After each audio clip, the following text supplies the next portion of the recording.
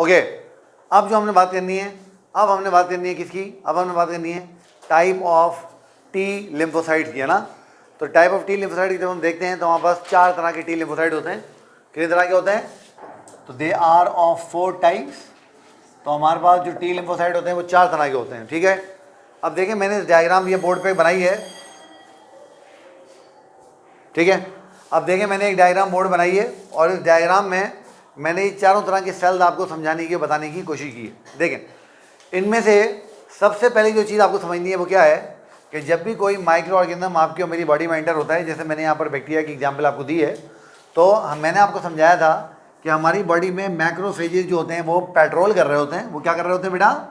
वो पेट्रोल कर रहे होते हैं। और जब वो मैक्रोफेजेस पेट्रोलिंग कर रहे होते हैं तो वो मैक्रोफेजेस पेट्रोलिंग करके उन माइक्रो ऑर्गेनिज्म को खा जाते हैं।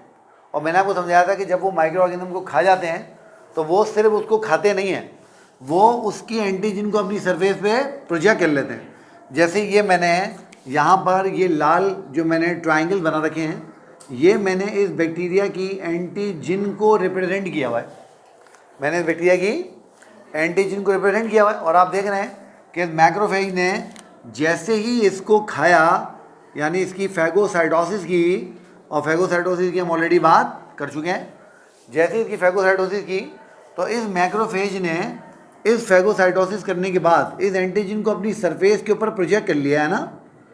तो ये जो अब मैक्रोफेज है, अब इसको हम मैक्रोफेज नहीं बोलेंगे, अब इसको हम बोलेंगे ये एंटीजन प्रेजेंटिंग सेल, यानी ये एंटीजन प्रेजेंट कर रहा है। किसको प्रेजेंट कर रहा है? पहली टाइप के लिम्फोसाइट्स को प्रेजेंट कर रहा है। जो यहाँ पर हमारे ये लिम्फोसाइट हैं, इनको हम कहते हैं हेल्पर टी लिम्फोसाइट। क्या बोलते हैं बेटा इनको हम? Helper T lymphocyte. क्या बोलते हैं बेटे? Helper T lymphocyte. तो पहली जो टाइप है लिम्फोसाइट की, फर्स्ट टाइप, उसका नाम होता है बेटे हेल्पर टी लिम्फोसाइट। अब आप लोगों ने बात ध्यान में रखनी है कि ये जो हेल्पर टी लिम्फोसाइट होते हैं, इनकी सरफेस पे एक रिसेप्टर होता है जिसको हम CD4 रिसेप्टर कहते हैं। क्या बोलते हैं? CD4 receptor. तो have CD4 receptor on their surface. तो ये अपनी सरफेस पे CD4 रिसेप्टर्स को जो है वो कंटेन करते हैं। जब ये CD4 रिसेप्टर को अपनी सरफेस पे कंटेन करते हैं तो ये CD4 रिसेप्टर किससे इंटरैक्ट करते हैं?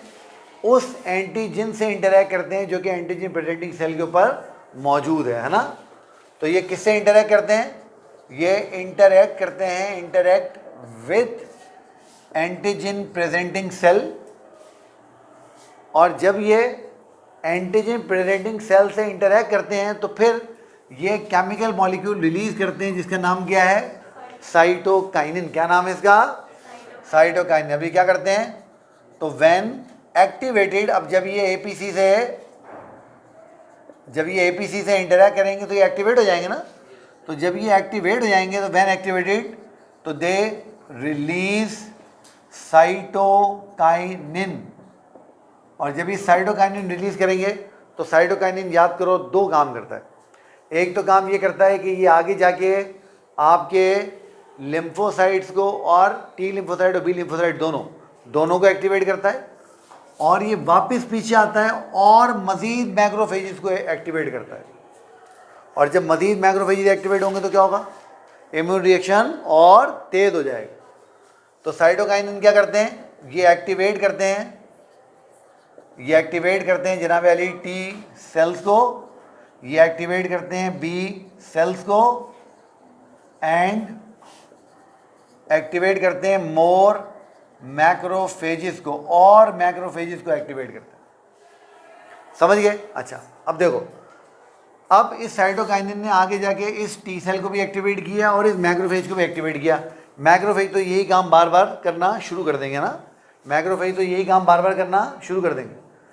अब ये हेल्पर टी सेल जिस टी सेल को एक्टिवेट कर रहा है, जिसके पास CD8 रिसेप्टर है, इसको अपन कहते हैं साइटोटॉक्सिक टी सेल। याद आ रहा है आप लोगों को?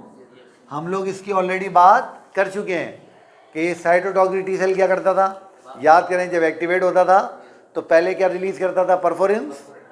परफोरिन से जाके ये होस्ट सेल की मेम्ब्रेन में सुराख कर देता था और फिर उसके अंदर क्या रिलीज करता था, ग्रेन्जाइम, और वो ग्रेन्जाइम टारगेट सेल्स को डिस्ट्रॉय कर देते थे। याद आ रहा है ना? तो ये हमने ऑलरेडी इसकी बात की है। तो ये कौन से सेल हैं? Cytotoxic T cell. अब ये साइटोटॉक्सिक टी सेल क्या करेंगे? इरेडिकेट करेंगे, मारना शुरू कर देंगे किसको? माइक्रोब को। तो दूसरे सेल कौन से होगा हमारे पास? दूसरे सेल हमारे पास हो गए जनाब अली साइटोटॉक्सिक टी सेल्स। कौन से सेल हो गए?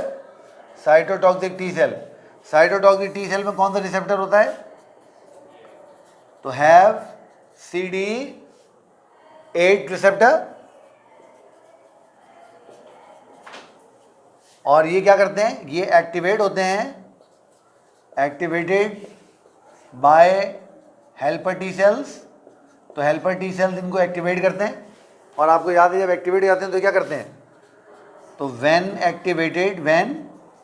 एक्टिवेटेड रिलीज, क्या रिलीज करते थे? याद करो, परफोरेंस एंड ग्रेन्जाइम्स इनकी हमने बात की थी, है ना? परफोरेंस क्या करते हैं? होस्ट सेल की मेम्ब्रेन में सुराख कर देते हैं और ग्रेन्जाइम क्या करते हैं? उसके अंदर जाके उसको डिस्ट्रॉय करते हैं। तो ये क्या करेंगे? ये टारगेट सेल को डिस्ट्रॉय कर देंगे। तो देखो ये क्या करेंगे? ये इरेडिकेट कर देंगे माइक्रो ऑर्गेनिज्म को तबाह कर देंगे। ये माइक्रो ऑर्गेनिज्म को तबाह कर देंगे। ठीक है बेटा, बात समझ में आ गई? अच्छा, अब जब cytotoxic T cell microorganism को ख़त्म कर चुकते हैं, उनको मार चुकते हैं, तो जब वो रिएक्शन कंप्लीट हो जाएगा और माइक्रो ऑर्गेनिज्म क्या हो जाएंगे बेटा? माइक्रो ऑर्गेनिज्म इरेडिकेट हो जाएंगे। इरेडिकेट से मुराद माइक्रो ऑर्गेनिज्म ख़त्म हो जाएंगे। तो उसके बाद एक और टाइप का आपका टी सेल एक्टिवेट होता है, इसको हम क्या बोलते हैं? Suppressor T cell. तो तीसरी टाइप का टी सेल कौन सा हुआ?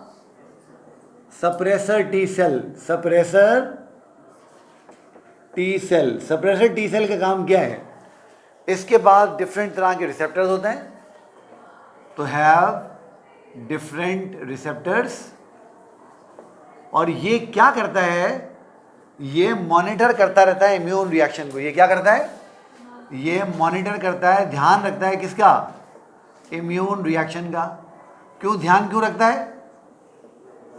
ताकि जैसे ही इम्यून रिएक्शन कंप्लीट हो ये उसको रोक दे, सप्रेस कर दे। सप्रेस का मतलब क्या होता है? रोकना। तो ये इम्यून सिस्टम को, चलते हुए सिस्टम को जब वो कंप्लीट हो जाता है उसको रोकते हैं। तो ये क्या करते हैं? They stop immune reaction. They stop immune reaction when completed. तो ये इम्यून रिएक्शन को जब वो कंप्लीट हो जाता है तो उसको स्टॉप करते हैं, उसको रोकते हैं। समझ गए बात को? अच्छा, अब इन्होंने जाके साइटोटॉक्सिक टी सेल को सप्रेस कर दिया, इनहिबिट कर दिया, उसकी एक्टिविटी को इनहिबिट कर दिया, उसको रोक दिया, उसकी एक्टिविटी को इनहिबिट कर दिया, उसको रोक दिया कि बस रिएक्शन पूरा हो गया, मज़ीद काम करने की ज़रूरत नहीं है। अब इस पूरे के पूरे प्रोसेस में पता है क्या होता है? ये जो साइटोटॉक्सिक टी सेल होते हैं ये बड़े होशियार होते हैं। ये इस एंटीजन को मेमोराइज कर लेते हैं, याद कर लेते हैं, और चौथी तरह के टी सेल बन जाते हैं जिनको हम क्या बोलते हैं? जिनको हम कहते हैं मेमोरी टी सेल। क्या बोलते हैं हम इनको हम कहते हैं मेमोरी टी सेल्स। क्या बोलते हैं बेटा? Memory T cell. अब आप समझ रहे हैं कि अब ये मेमोरी टी सेल आपके ब्लड के अंदर घूम रहे हैं। कौन घूम रहे हैं आपके ब्लड में? Memory T cell. तो अगर नेक्स्ट टाइम कभी ये एंटीजन आपकी ब्लड में एंटर हो गई, या कभी ये माइक्रो ऑर्गेनिज्म जिसके पास ये एंटीजन है आपकी बॉडी में एंटर हो गया, तो क्या हमें इतने लंबे चौड़े कहानी की ज़रूरत होगी? क्या हमें इतनी लंबी चौड़ी कहानी की ज़रूरत होगी? नहीं होगी। क्यों नहीं होगी? क्योंकि हमारे पास वो सेल मौजूद हैं जो उसको पहले ही पहचानते हैं। हमें इतनी एक्टिविटी की ज़रूरत नहीं पड़ेगी। ये उसको एंटर होते ही उसको उड़ा देंगे, और ये मेमोरी टी सेल से काम है। तो ये क्या करते हैं? ये मेमोराइज कर लेते हैं। क्या कर लेते हैं? मेमोराइज कर लेते हैं टारगेट एंटीजन्स को, और क्या करते हैं? Delete micro organisms with target antigen if enter in body again। अगर ये कभी दोबारा बॉडी में एंटर हुए तो ये उनको फ़ौरन मार देंगे। अब देखो वैक्सीन में यही होता है ना, हमने वैक्सीन की बात की थी, याद है आप लोगों को। अब वैक्सीन में हम क्या देते हैं उसको, माइक्रो ऑर्गेनिज्म जिसके पास एंटीजन होती है। जैसे ही वो माइक्रो ऑर्गेनिज्म बॉडी में जाता है, मैक्रोफेज क्या बन जाते हैं, एंटीजन प्रेजेंटिंग सेल, और वो किसको सिग्नल देते हैं, साइटोकाइनिन के जरिए साइटोटॉक्सिक टी सेल को भी देते हैं और मैक्रोफेज को भी देते हैं। फिर साइटोटॉक्सिक टी सेल क्या करते हैं, उसको एरेडिकेट कर देते हैं, उसको मार देते हैं, और मारने के बाद उसको याद कर लेते हैं, है ना। अब क्या होगा, एंटीजन में अपना वैक्सीन में तो हमारे पास वो माइक्रो ऑर्गेनिज्म है ना जो इनएक्टिव है। अगर कभी यही माइक्रो ऑर्गेनिज्म दोबारा बॉडी में आया जो एक्टिव हुआ तो क्या होगा, मेमोरी सेल पहले मौजूद होंगे, है ना, वो मेमोरी सेल को कुछ करने से पहले उसको उड़ा देंगे। तो वैक्सीन हम क्यों देते हैं बच्चों को या किसी बड़े को, क्योंकि हम उसकी बॉडी में मेमोरी सेल बनवाना चाहते हैं, और वो मेमोरी सेल हमारे ब्लड में घूमते रहते हैं। नेक्स्ट टाइम जब भी वो माइक्रो ऑर्गेनिज्म हमारी बॉडी में आएगा, ये उसको कुछ करने से पहले, एक्टिवेट होने से पहले उसको उड़ा देंगे। बेटा समझ में आ गई बात। तो ये 4 तरह की टी सेल हैं और ये इस तरीके से काम करते हैं।